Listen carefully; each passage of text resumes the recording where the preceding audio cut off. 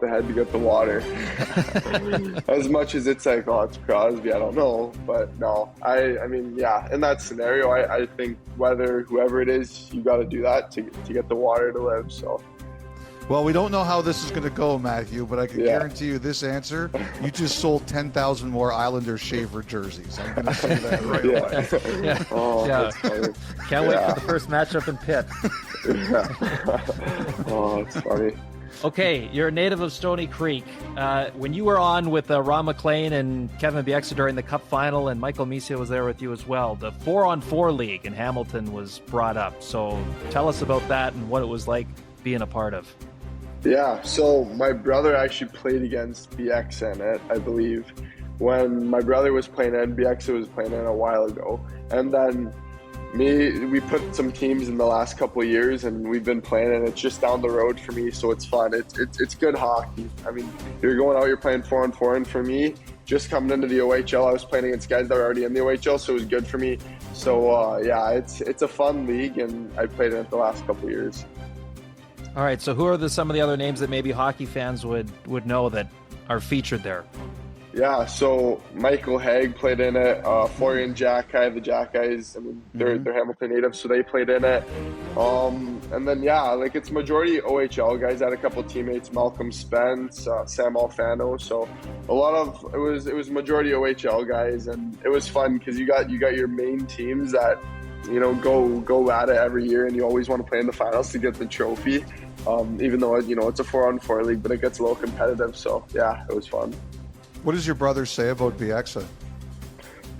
Tough to play against. I think Bieksa wanted to take my brother's head off the one time, I think. I don't know what he did, but yeah, I don't know. I just remember him playing. He's like, yeah, he's a great player, but tough to play against too.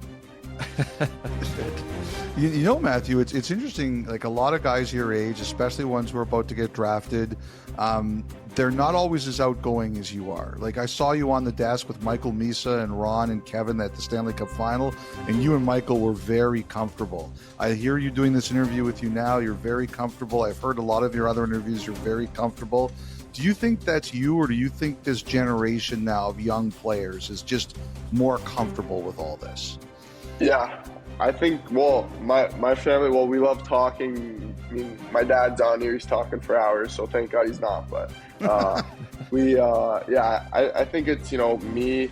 I mean, obviously me and Misa are pretty close, so it's easier when you know someone on there too, but you've done so much media over the years just from, you know, I guarantee you if I put, you know, this kind of interview to my first interview in the OHL, it's a big difference for sure.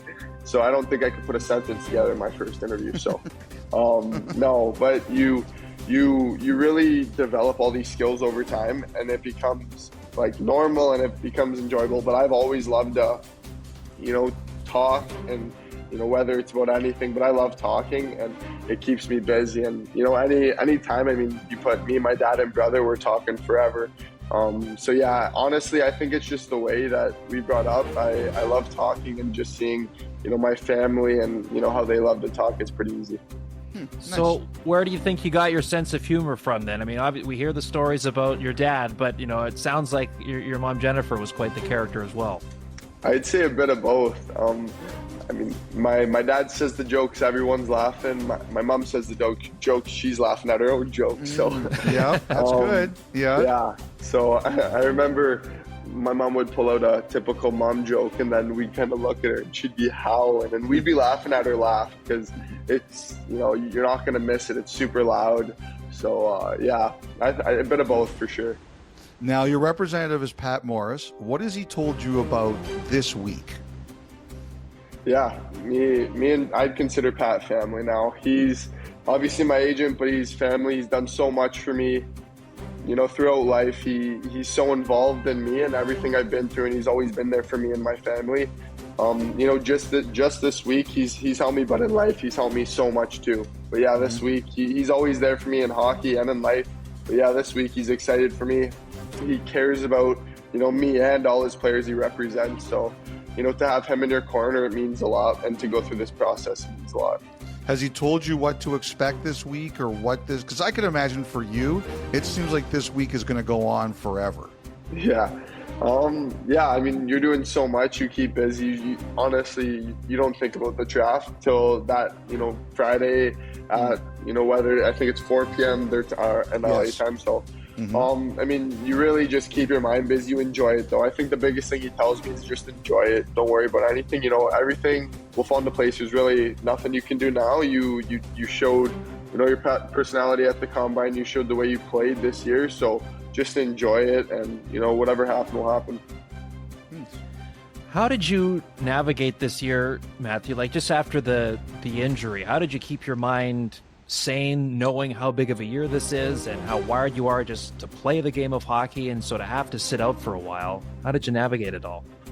Yeah, like I said earlier, obviously I've been through so much in life, and I think once I broke my collarbone and ran into the post, I came back and I was crying, not because I was in pain or anything. It was because I was not going to be able to play the rest of the tournament. That was a big tournament I was looking forward to. It's one you always want to play in for your country.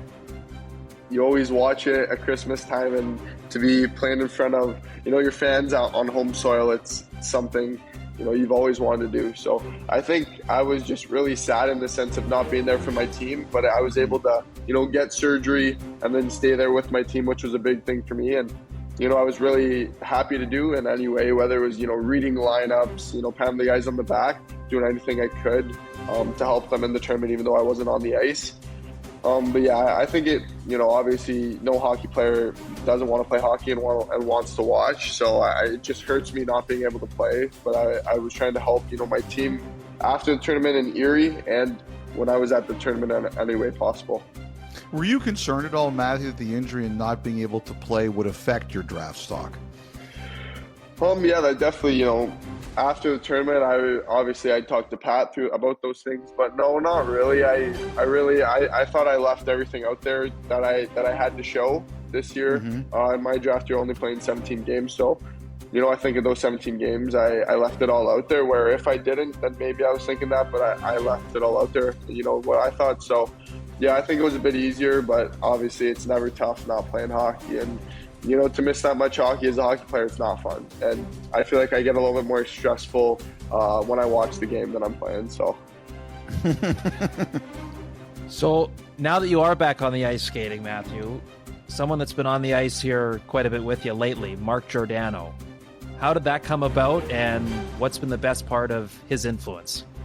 Yeah, so I'm working out at Brian Marshall in Mississauga. So Mark Giordano used to work out there, so I'm working out there, and then I'm on the ice with Gio. So he's the best. He's he knows so much. He's played so much in the NHL, and he's telling me all these things. I mean, I went up to him my first game and I said, Gio, my ears are wide open. You tell me anything and everything.